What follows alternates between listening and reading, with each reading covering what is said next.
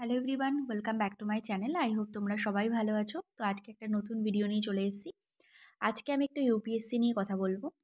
এই বইটা সকলেরই প্রায় চেনা, যারা ইউপিএসসি অ্যাসপিরেন্ট, যারা ইউপিএসসি নিয়ে পড়াশুনো করছে বা যারা একদম বিগিনার্স, তাদের জন্য বলে রাখি, এটা হচ্ছে 25 ইয়ার্সের ইউপিএসসি প্রিভিয়াস ইয়ার কোয়েশ্চেন্স, দিশা পাবলিকেশনের একটা বই। খুব ভালো একটা বই। এই বইটা তোমাদের কাছে রাখতেই হবে ফর প্রিলিমসের জন্য বলো, কারণ প্রিভিয়াস ইয়ার কোয়েশ্চেন যেটা থাকে সেটা যদি সলভ না করো তাহলে কিন্তু ভালো রেজাল্ট হবে না, এবং কোয়েশ্চেনের প্যাটার্ন কীরকম আসে পরীক্ষায় সেটা বুঝতেও পারবে না। তো সেই নিয়ে আজকে ডেপথে আলোচনা করব। তার আগে বলে রাখি, ইউপিএসসি এক্সামের নোটিফিকেশান 2024 বেরোবে 14 তারিখে ফেব্রুয়ারি মাসের, এবং তোমরা অ্যাপ্লিকেশান করতে পারবে। আর লাস্ট ডেট হচ্ছে অ্যাপ্লিকেশান করার মার্চের 5 তারিখে, ঠিক আছে। আর পরীক্ষার ডেট হচ্ছে 26 তারিখে। একদিনেই পরীক্ষা হবে। আইএফএস অর্থাৎ যেটা আমাদের ইন্ডিয়ান ফরেন সার্ভিস, এবং Indian forest service preliminary examination, আর সিভিল সার্ভিসের একদিনেই পরীক্ষা হয়। দুটো পরীক্ষা একসাথেই হয়।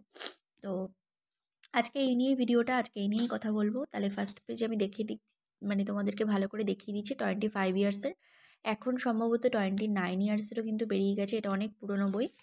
আমার কাছে এই বইটাই ছিল, কারণ আমি এটাই প্র্যাকটিস করেছিলাম, পড়িও, তো সেটাই। তো ফার্স্টে এরকম কন্টেন্টস আছে। তো সেই কন্টেন্টসে এরকম অ্যানসিয়েন্ট হিস্ট্রি, জিওগ্রাফি, পলিটি, এখানে ইকোনমি আছে, এখানে physics, chemistry, biology, environment, science and technology সব কটাই আছে একসাথে। আর এই পাশে আছে দেখো, mental ability, analytical logical reasoning, arithmetic, geometry, menstruation, মানে আমাদের যেসব কম্পারিশন অর্থাৎ সিস্যাট পেপারের পার্টটা এফ ইউনিটে থাকে, ঠিক আছে।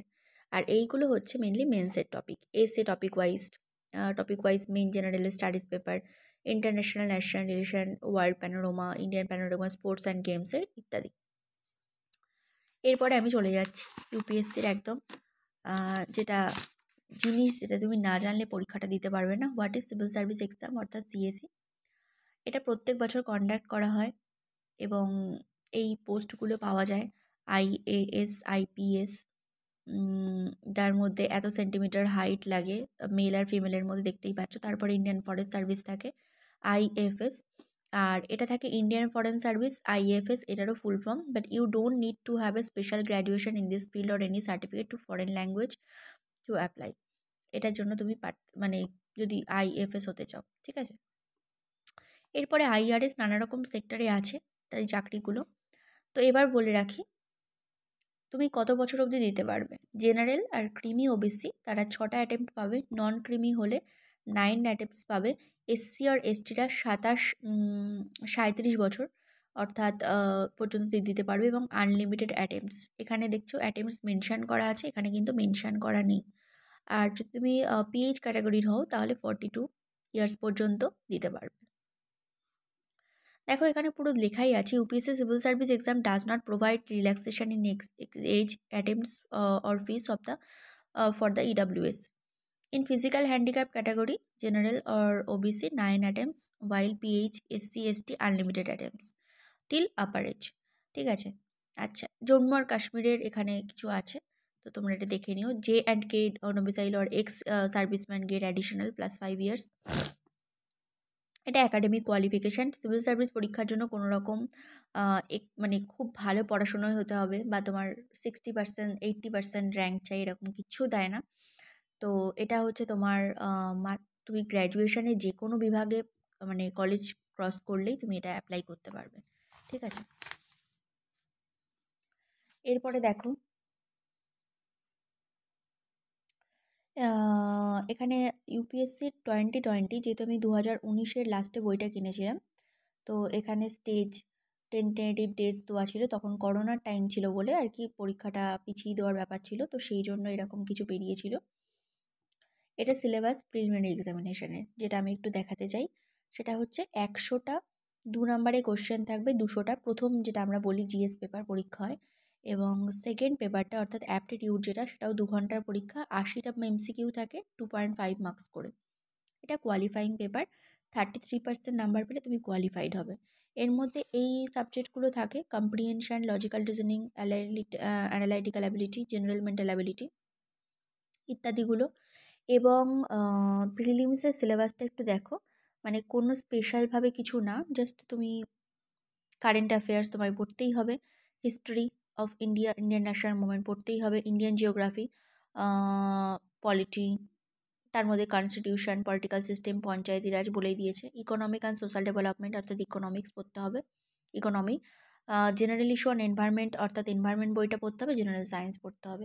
এটা হচ্ছে পেপার 1, ঠিক আছে? এটার উপরে তোমার নাম্বার হবে এবং এটা হচ্ছে কোয়ালিফাইং পেপার। আই থিঙ্ক সবাই বুঝতে পেরেছো। এটা topic wise analysis to last 7 prelims.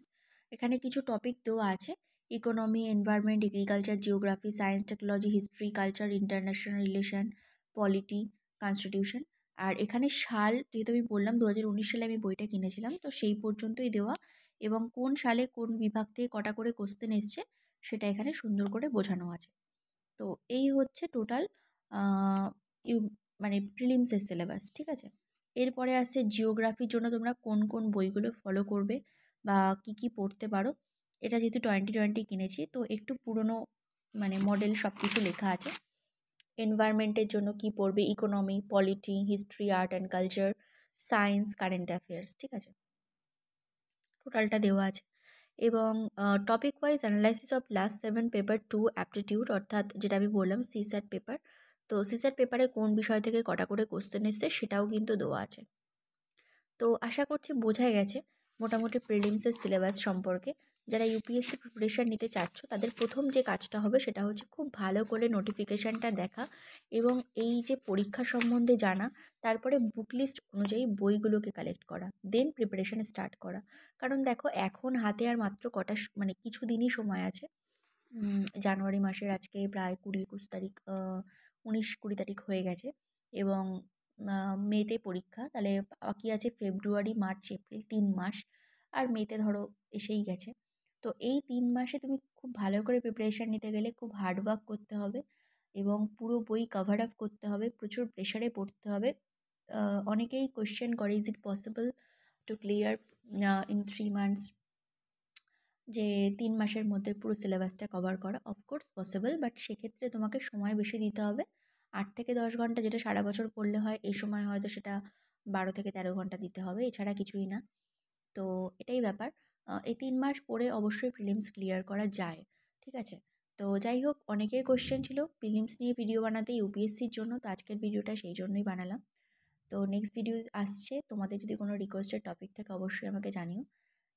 দেখা হচ্ছে পরের ভিডিওতে। Thank you so much.